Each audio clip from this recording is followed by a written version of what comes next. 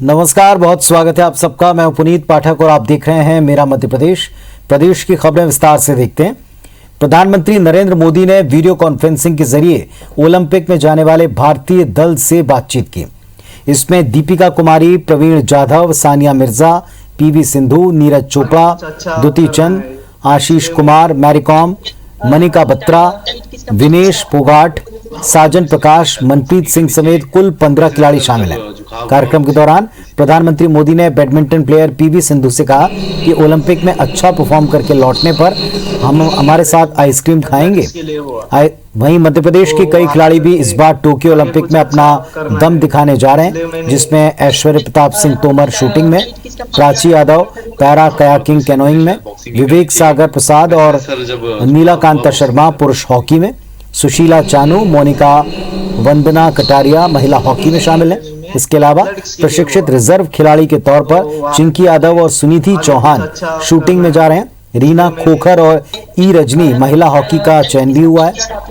23 जुलाई से Tokyo Olympic शुरू होने वाला है और इसके लिए भारतीय दल ने रवाना होने से पहले प्रधानमंत्री से मुलाकात की, वर्चुअली मीटिंग की।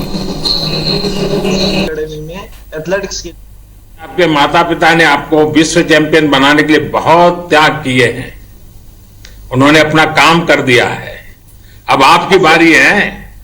आप खूब मेहनत कीजिए और मुझे विश्वास है कि इस बार भी आप जरूर सफल होगी।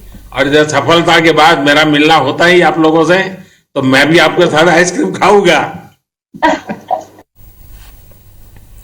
शिवराज कैबिनेट की बैठक में कुछ बड़े फैसले हुए हैं।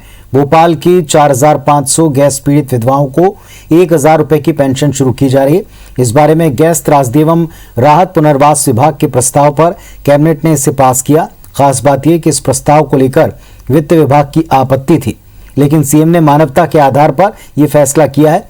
कैबिनेट में इंदौर प्रेस कॉम्प्लेक्स की जमीन आवंटन को पुरानी दर पर जारी रखने का प्रस्ताव भी, इसे भी मंजूरी दी गई। मध्य प्रदेश में हुड़को द्वारा योजना को 200 करोड़ की राशि के ऋण को 6 महीने आगे बढ़ाने का प्रस्ताव, इसे भी पास किया गया। खनिज नीति में बदलाव करते हुए सिंगल रॉयल्टी लेने के प्रस्ताव को भी कैबिनेट ने मंजूरी दी। भोपाल गैस त्रासदी में दिवंगत व्यक्तियों की जीवित विधवाओं के लिए सामाजिक पेंशन योजना के अतिरिक्त 1000 रुपया दिए जाने का, पेंशन दिए जाने की स्वीकृति आज मध्य प्रदेश कैबिनेट के द्वारा प्रदान की गई है। भोपाल में जिले की समीक्षा बैठक में जमकर विवाद की स्थिति बनी। जिले के प्रभारी मंत्री भूपेंद्र सिंह की अध्यक्षता में इस मीटिंग में जैसे ही कोरोना से निपटने की तैयारी पर बात हुई, तो सांसद प्रज्ञा सिंह ठाकुर ने भोपाल एम्स के डायरेक्टर की कार्यप्रणाली पर सवाल उठाए। प्रज्ञा सिंह ने डायरेक्टर सरवंत सिंह को लापरवाह, भ्रष्ट और गैर जिम्मेदार कहा। बैठक में मौजूद कांग्रेस और बीजेपी के विधायकों ने सांसद की बात का समर्थन किया। बैठक में निर्णय लिया गया कि एम्स डायरेक्टर को हटाने के लिए केंद्र को पत्र भेजा जाएगा। जैसे ही मामला शांत हुआ तो कांग्रेस विधायक आरिफ मसूद और बीजेपी विधायक रामेश्वर शर्मा के बीच जमकर तूतू मैमै हो गई। दोनों के बीच धार्मिक स्थलों के अतिक्रमण संबंधी कार्रवाई को लेकर विवाद शुरू हुआ, जिसे मंत्री भूपेंद्र सिंह ने दखल देकर शांत कराया। मंत्री ने बैठक में कोरोना से निपटने की तैयारियों की जानकारी दी। इस बैठक में होशंगाबाद रोड स्थित बावड़िया कला ब्रिज का नाम स्वर्गीय बाबूलाल गौर के नाम पर रखने का प्रस्ताव भी पास किया गया। समीक्षा हम लोगों ने की है, उसमें जो माननीय सदस्यों के आवश्यक सुझाव थे, उस सुझाव के आधार पर आगे और कार्रवाई करेंगे। उनकी कार्यप्रणाली को लेकर माननीय सदस्यों की ओर से विषय आया है। हमने ये निर्देश दिए हैं कि जिला योजना समिति के माध्यम से, कलेक्टर के माध्यम से भारत सरकार के संबंधित मंत्रालय को उनके बारे में लिखकर भेजें। डायरेक्टर की जो गड़बड़ी है उसकी बहुत शिकायतें आई हैं और ये सब शिकायतों को लेकर के मैं माननीय केंद्रीय मंत्री जी के पास जाऊंगी, स्वास्थ्य मंत्री जी के पास, और उनसे कहूंगी कि ऐसा व्यक्ति कम से कम एम्स में ना हो जो जनता की ना सुने। और ऐसे विपरीत काल में मेरे क्षेत्र में आता है स्मार्ट सिटी, उसमें आप जो, क्योंकि आप प्लाट बना के बेचेंगे तो जो एरिया हटना है उसका मास्टर प्लान बताइए, कौन सा कहाँ जाएगा, स्लम्स कहाँ जाएंगे, सरकारी जो कमरा जी कहाँ जाएंगे। ये चीज़ क्लियर होना चाहिए, ये मैंने रखा।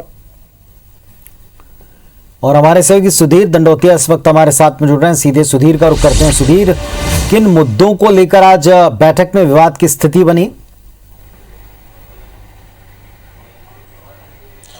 देखिए, बिल्कुल बात करें तो प्रभार मिलने के बाद जिलों के मंत्रियों को आज पहली बैठक थी। भूपेंद्र सिंह भोपाल के प्रभारी मंत्री बनाए गए हैं, लिहाजा जिला योजना समिति की जो बैठक थी उनकी अध्यक्षता में हुई और भोपाल के जो विधायक और सांसद हैं साध्वी प्रज्ञा, वो इस पूरी बैठक में शामिल रही।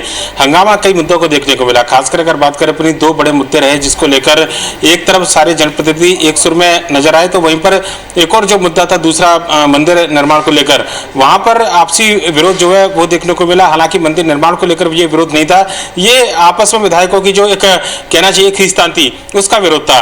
भोपाल के एम्स के जो डायरेक्टर है सरमन सिंह, उनके खिलाफ भोपाल के सभी विधायक और जो सांसद है साध्वी प्रज्ञा, उन्होंने से शिकायत की कि कोरोना काल के दौरान उनका व्यवहार जो है वो पूरी तरीके से ठीक नहीं था और उनके आचरण और उनके कार्यकलाप को लेकर सभी ने शिकायत की। लिहाजा जिला योजना समिति की बैठक में यह तय किया गया कि एक प्रस्ताव बनाकर केंद्रीय स्वास्थ्य मंत्रालय के पास में भेजा जाएगा। चूंकि एम्स केंद्र सरकार के अधीन आता है, लिहाजा मध्य प्रदेश सरकार इसमें कोई कार्रवाई नहीं कर सकती, पर लेकिन प्रस्ताव बनाकर केंद्र सरकार के पास भेजेगी और एम्स के डायरेक्टर को बदले जाने की मांग जो है इस प्रस्ताव के माध्यम से की जाएगी। वहीं पर भोपाल के अंदर कल एक मंदिर निर्माण को लेकर विवाद हुआ था जिसमें साध्वी प्रज्ञा और जो मध्य विधानसभा के विधायक है आरिफ मसूद, वो उस विवाद में वहां पहुंचे थे दखल के बाद में, और इसी दौरान किसी बात को लेकर बीजेपी के विधायक रामेश्वर शर्मा और आरिफ मसूद के बीच में तीखी बहस भी हुई। हालांकि इस बहस को जो प्रभारी मंत्री है भूपेंद्र सिंह, उन्होंने समझाइश के बाद में शांत किया और मंदिर निर्माण को लेकर जो कार्रवाई की गई थी उस कार्रवाई का विरोध जो है वो कांग्रेस विधायक और बीजेपी के सांसद के द्वारा विरोध जो है दोनों के द्वारा किया गया था। तो हंगामेदार ये पूरी बैठक रही जिसमें कई मुद्दों को लेकर कहना चाहिए कि नाराजगी देखने को मिली, हंगामा देखने को मिला, पर लेकिन जो प्रभारी मंत्री भूपेंद्र सिंह, उनकी समझाइश के बाद में बैठक पूरी तरीके से रही और उस पूरी बैठक का लबोलबाब ये निकल कर आया कि एम्स के डायरेक्टर के खिलाफ जो है पूरी बैठक ने सर्वसम्मति से यह प्रस्ताव पास करने का निर्णय लिया है कि उनको हटाया जाए और उनकी जगह पर किसी दूसरे डायरेक्टर की नियुक्ति की जाए। पुनीत, चलिए, तो कुल मिलाकर के दूसरे डायरेक्टर की नियुक्ति को लेकर एक पत्र केंद्र को भेजा जाएगा प्रस्ताव के तौर पर। ये मूल तौर पर इस पर सभी जनप्रतिनिधि सहमत दिखाई पड़े। शुक्रिया आपका इस पूरी जानकारी के लिए। मध्य प्रदेश में ओबीसी वर्ग को बढ़ा हुआ आरक्षण यानी कि 27% आरक्षण देने पर हाईकोर्ट ने रोक बरकरार रखी। जबलपुर हाईकोर्ट ने साफ कर दिया कि फिलहाल ओबीसी वर्ग को पहले की तरह 14% आरक्षण ही दिया जा सकता है। मामले पर सुनवाई में राज्य सरकार की ओर से कहा गया कि प्रदेश में कोरोना की तीसरी लहर के मद्देनजर डॉक्टर्स की नियुक्ति करनी जरूरी है। इस पर हाईकोर्ट ने आदेश दिया कि सरकार मेरिट लिस्ट उसे 27% आरक्षण के हिसाब से बना सकती है, लेकिन डॉक्टर्स की नियुक्ति में 14% आरक्षण ही दिया जा सकता है। हाईकोर्ट ने याचिकाकर्ताओं समेत राज्य सरकार से लिखित में अपनी बहस के बिंदु पेश करने का आदेश दिया। मामले पर अगली सुनवाई 10 अगस्त को होगी। इधर सुनवाई में सरकार की ओर से कहा गया कि प्रदेश में ओबीसी वर्ग की आर्थिक सामाजिक स्थिति और उनकी बड़ी आबादी को देखते हुए ओबीसी आरक्षण बढ़ाना जरूरी है। इस पर याचिकाकर्ताओं ने हाल ही में सुप्रीम कोर्ट में महाराष्ट्र में आबादी के हिसाब से दिए मराठा आरक्षण को अवैध करार देने का हवाला दिया। यह भी कहा कि सुप्रीम कोर्ट के इंदिरा साहनी जजमेंट के मुताबिक किसी भी स्थिति में आरक्षण 50% से ज्यादा नहीं हो सकता। राज्य सरकार की ओर से कहा गया कि खुद सुप्रीम कोर्ट ने साफ किया है कि विशेष परिस्थितियों में आरक्षण 50% की सीमा से ज्यादा बढ़ाया जा सकता है और ओबीसी वर्ग की बड़ी आबादी को प्रदेश में विशेष परिस्थिति माने जाने चाहिए। कांग्रेस ने सरकार की मंशा पर फिर सवाल उठाए। तो इस तरह से ये अपने आप में एक लैंडमार्क इंटरिम ऑर्डर है कि अभी भी मध्य प्रदेश में 14% ही ओबीसी रिजर्वेशन रहेगा। 27% ओबीसी के आरक्षण के आधार पर ही मेरिट लिस्ट बनेगी, किंतु अभी 14% तक के पदों के विरुद्ध नियुक्ति आदेश जारी किए जा सकेंगे। आगे जो निर्णय होगा वो न्यायालय के अधीन होगा। भारतीय जनता पार्टी ओबीसी के लोगों का उपयोग तो करती है, लेकिन ओबीसी के लोगों का संरक्षण नहीं करती, उनके हितों का संरक्षण नहीं करती। हाई कोर्ट में सरकार और ये विशेष रूप से माननीय मुख्यमंत्री जी ओबीसी का पक्ष मजबूती से रखवाते सत्ता में रहते हुए, तो शायद ये 27% आरक्षण की मांग जो लगातार हम लोग करते रहे वो शायद पूर्ण हो जाती है। मध्य प्रदेश लोक सेवा आयोग ने 25 जुलाई को होने वाली राज्य सेवा प्रारंभिक परीक्षा की तैयारी शुरू कर दी। साल 2020 की ये परीक्षा पहले अप्रैल में होनी थी, लेकिन कोरोना के चलते इसे स्थगित करना पड़ा। अब ये परीक्षा 25 जुलाई को होगी। पहला पेपर सुबह 10 बजे से 12 बजे तक, जबकि दूसरा पेपर दोपहर 2 बजे से शाम 4 बजे तक होगा। लोक सेवा आयोग ने इसके प्रवेश पत्र को अपनी वेबसाइट पर जारी कर दिया। परीक्षा के लिए प्रदेश में विभिन्न शहरों में परीक्षा केंद्र बनाए गए हैं। इंदौर में भी कोरोना संक्रमण को ध्यान में रखते हुए विशेष व्यवस्था की जा रही है।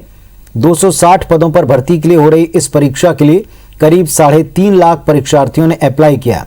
परीक्षा केंद्रों पर परीक्षार्थियों को कोरोना गाइडलाइन का पालन करना अनिवार्य किया गया है।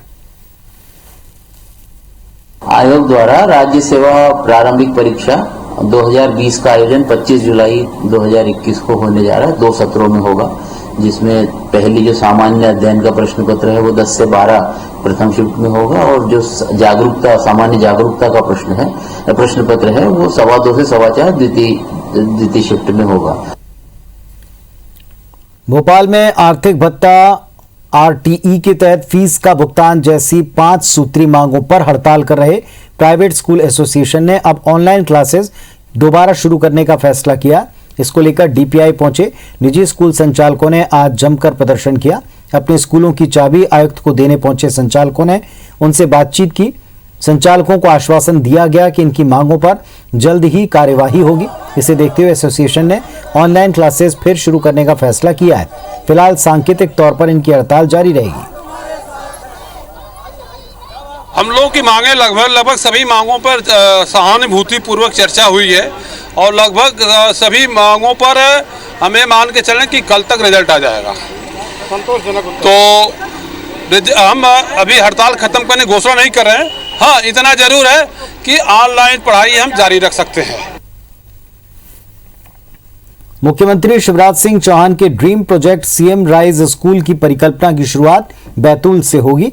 पहले बैतूल बाजार में ट्रायल के तौर पर एक समेकित स्कूल की शुरुआत की गई थी, जिसके बेहतर नतीजे मिलने के बाद मंगलवार को स्कूल शिक्षा मंत्री इंदर सिंह परमार ने खुद बैतूल बाजार पहुंचकर व्यवस्थाओं का जायजा लिया।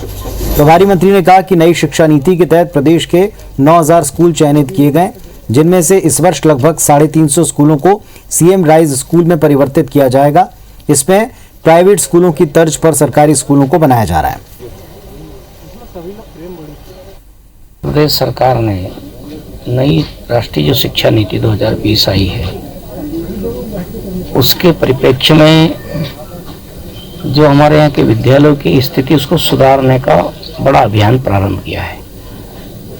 हमने 9200 स्कूलों का उसमें से चयन किया है। सारी वो सुविधाएं दी जाएगी जो किसी भी प्राइवेट स्कूल से बेहतर होती है। मैं समझता हूँ कि एक सोच की शुरुआत जो हमने बैतूल में की थी, आने वाले समय में उसको और अच्छे स्वरूप में हमारे मुख्यमंत्री जी और हमारे शिक्षा मंत्री जी, जो हमारे प्रभारी मंत्री जी भी हैं, वो करने जा रहे हैं। चलिए देखते हैं बिग न्यूज। प्रधानमंत्री मोदी ने वीडियो कॉन्फ्रेंसिंग के जरिए टोक्यो ओलंपिक में शिरकत करने वाले सभी भारतीय एथलीट से बातचीत की, उनका हौसला बढ़ाया। कार्यक्रम में खिलाड़ियों के साथ साथ उनके पेरेंट्स भी शामिल हुए। प्रधानमंत्री मोदी एक एक कर सभी खिलाड़ियों से चर्चा करते नजर आए। मोदी ने कहा, आपको अपेक्षाओं के बोझ तले दबने की जरूरत नहीं, आप बस अपना 100% दें। कार्यक्रम में केंद्रीय खेल मंत्री अनुराग सिंह ठाकुर भी मौजूद रहे।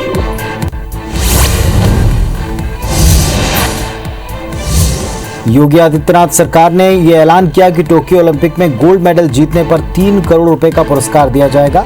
उत्तर प्रदेश के कुल 10 एथलीट ओलंपिक में हिस्सा ले रहे हैं। ओलंपिक में हिस्सा लेने वाले सभी एथलीट्स को राज्य सरकार की ओर से 10-10 लाख रुपए दिए जाएंगे। वहीं इंडिविजुअल कैटेगरी में स्वर्ण पदक जीतने वाले एथलीट्स को 6 करोड़ रुपए दिया जाएगा। टीम इवेंट में गोल्ड मेडल जीतने पर 3 करोड़ रुपए का पुरस्कार दिया जाएगा।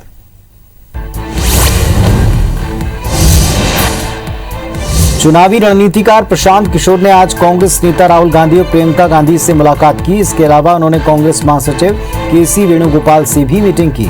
उनकी इस मुलाकात के बाद राजनीतिक गलियारों में अटकलें लगाई जानी शुरू हो गईं। पंजाब कांग्रेस की चुनावी रणनीति तैयार करने की जिम्मेदारी पहले ही प्रशांत किशोर के पास है।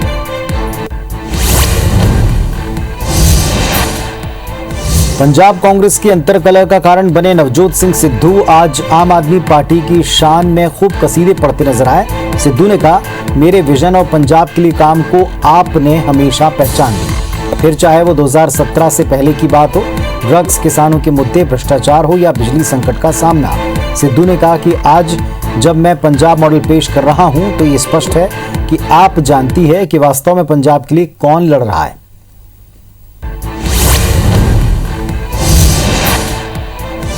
पूर्व क्रिकेटर यशपाल शर्मा के निधन पर अमित शाह ने ट्वीट कर शोक जताया। उन्होंने कहा कि यशपाल शर्मा जी क्रिकेट के एक उम्दा खिलाड़ी थे, जिन्होंने 1983 क्रिकेट विश्व कप में भारत की ऐतिहासिक जीत में उम्दा योगदान दिया। उनकी रोमांचक पारियां हमेशा स्मृति में रहेंगी। उनका निधन क्रिकेट जगत के लिए एक बड़ी क्षति है। उनके परिजनों और समर्थकों के प्रति संवेदना है। आर्थिक मामलों की केंद्रीय समिति ने एलआईसी के आईपीओ प्लान को मंजूरी दे दी। आईपीओ की लॉन्चिंग का रास्ता साफ हो चुका है। एलआईसी के आईपीओ को पिछले हफ्ते सीसीईए की मंजूरी के बाद माना जा रहा है कि मार्च 2022 में निवेशकों का इंतजार खत्म हो सकता है। दूसरे शब्दों में कहें तो निवेशकों को मार्च 2022 में एलआईसी के आईपीओ में पैसे लगाकर मोटी कमाई करने का मौका मिल सकता है।